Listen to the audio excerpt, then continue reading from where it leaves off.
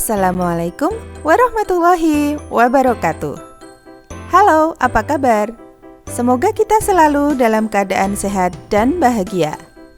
Selamat datang kembali di video pembelajaran bimbingan TIK. Pada kesempatan kali ini, kita akan membahas tentang kolaborasi pembelajaran menggunakan Google Dokumen. Untuk belajar lebih lanjut, mari kita saksikan video pembelajaran berikut ini.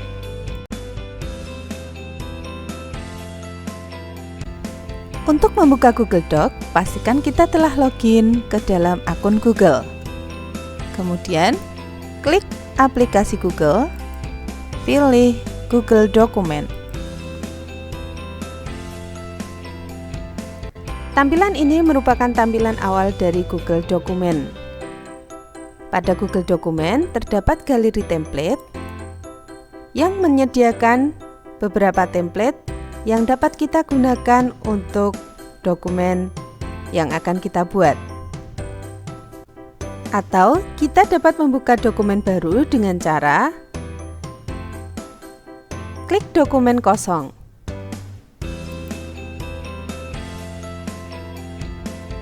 Ini merupakan tampilan awal dari Google Dokumen.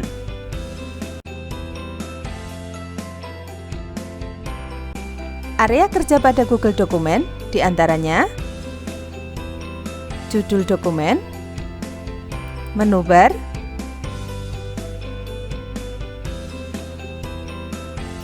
standar toolbar, ruler, komentar, bagikan, mode edit, sembunyikan menu, dan yang terakhir adalah pelajari. Google Dokumen memiliki beberapa menu, diantaranya menu file, menu edit, menu tampilan, menu sisipkan, menu format, menu alat, menu add-on, dan yang terakhir adalah menu bantuan. Menu file pada Google Dokumen digunakan untuk pengelolaan dokumen tersebut. Menu edit digunakan untuk melakukan perubahan pada dokumen atau editing dokumen. Submenu pada menu edit terdiri dari urungkan, ulangi, potong, salin, tempel, tempel tanpa format, hapus, pilih semua, dan yang terakhir adalah cari dan ganti. Menu tampilan digunakan untuk pengaturan tampilan pada Google Dokumen. Terdapat beberapa submenu pada menu tampilan, diantaranya tata letak cetak, mode, tampilan penggaris, tampilan struktur dokumen, tampilan bilah alat persamaan, tampilan batas bagian, dan yang terakhir adalah layar penuh. Menu selanjutnya adalah menu sisipkan. Menu sisipkan digunakan untuk menyisipkan objek ke dalam dokumen. Submenu pada menu sisipkan diantaranya adalah gambar, tabel, gambar, diagram, garis horizontal, catatan kaki, karakter khusus, persamaan, header footer, nomor halaman, batas halaman, link, komentar, bookmark, dan daftar isi. Selanjutnya, menu format. Menu format digunakan untuk formatting pada dokumen.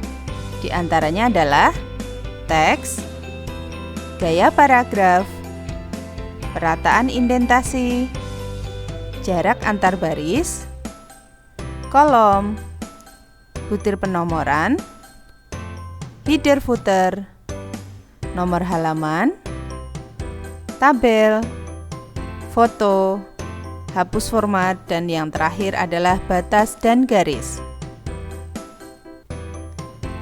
Menu alat pada Google Dokumen berisi tentang tools atau alat-alat yang dapat kita terapkan pada Google Dokumen.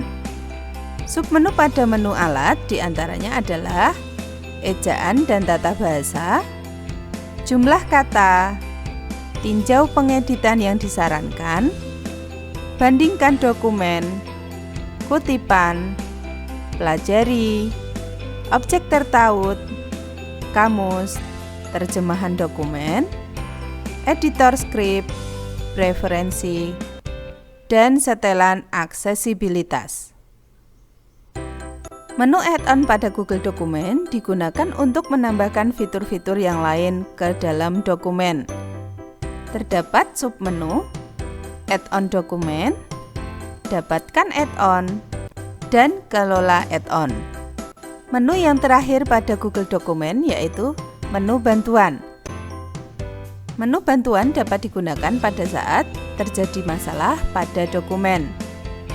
Submenu pada menu bantuan diantaranya adalah bantuan dokumen, pelatihan, update, laporkan masalah, laporkan penyalahgunaan atau hak cipta, kebijakan privasi, persyaratan layanan, dan yang terakhir adalah pintasan keyboard. Standar toolbar pada Google Dokumen terdiri dari ikon-ikon yang dapat kita gunakan untuk editing pada teks. Di antaranya, urungkan, ulangi, cetak, pemeriksaan ejaan dan tata bahasa, terapkan format, zoom, teks normal, font, ukuran font, tebalkan, miringkan, garis bawahi, warna teks,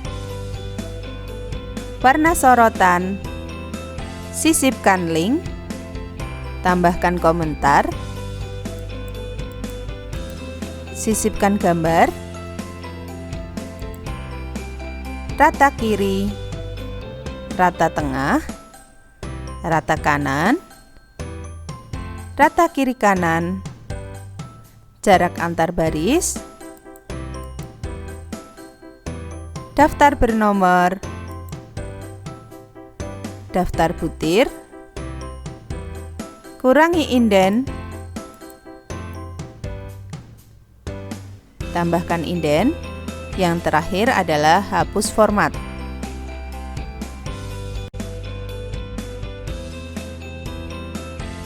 Untuk memberikan judul pada dokumen dengan cara klik dokumen tanpa judul, kemudian ketikkan judul yang Anda inginkan.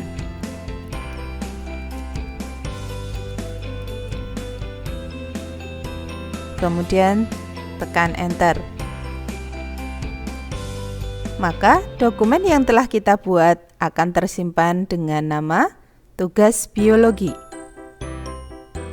Untuk mengubah nama file dengan cara klik tugas biologi, kemudian ketikkan nama file yang baru.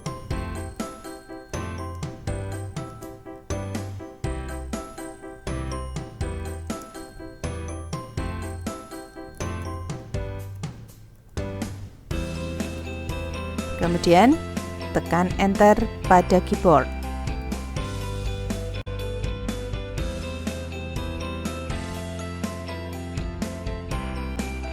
Istilah kolaborasi atau sharing file dapat digunakan untuk berbagi file dengan orang lain sehingga dapat bekerja sama dalam satu file dokumen secara real time. Untuk melakukan kolaborasi dengan peserta didik yang lain dengan cara klik tombol bagikan, kemudian pada kotak dialog tambahkan orang dan grup, klik email peserta didik yang lain atau teman kalian.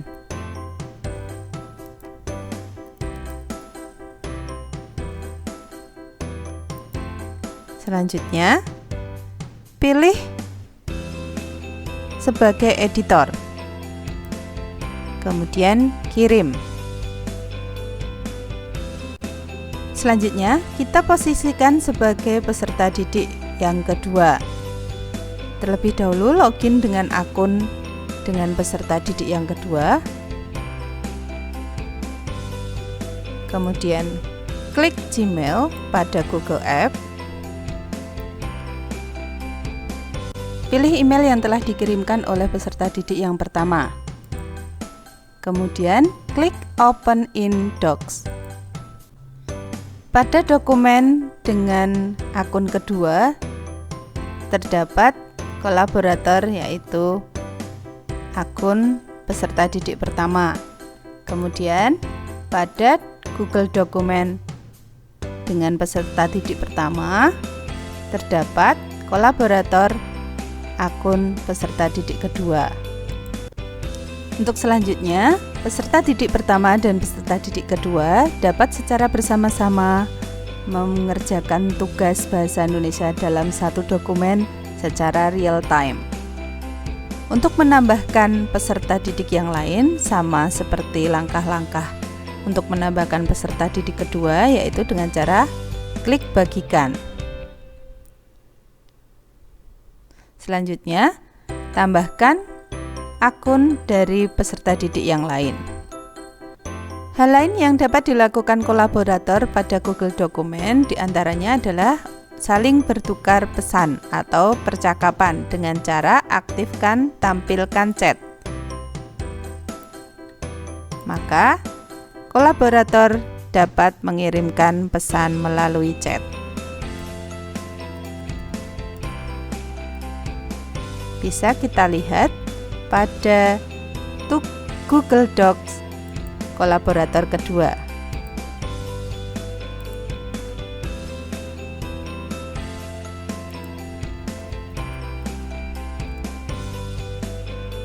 Dengan fasilitas yang diberikan oleh Google, maka peserta didik dapat berkolaborasi dalam mengerjakan tugas secara kelompok dan tentu saja secara real time. Apakah fasilitas ini dapat digunakan dengan handphone? Tentu saja, untuk pengguna handphone juga dapat menggunakan fasilitas ini dengan menggunakan langkah-langkah yang sama seperti yang sudah kita jelaskan sebelumnya. Namun, untuk pengguna handphone pada saat membuka Google Doc di email, disarankan untuk mengunduh Google Doc melalui Play Store.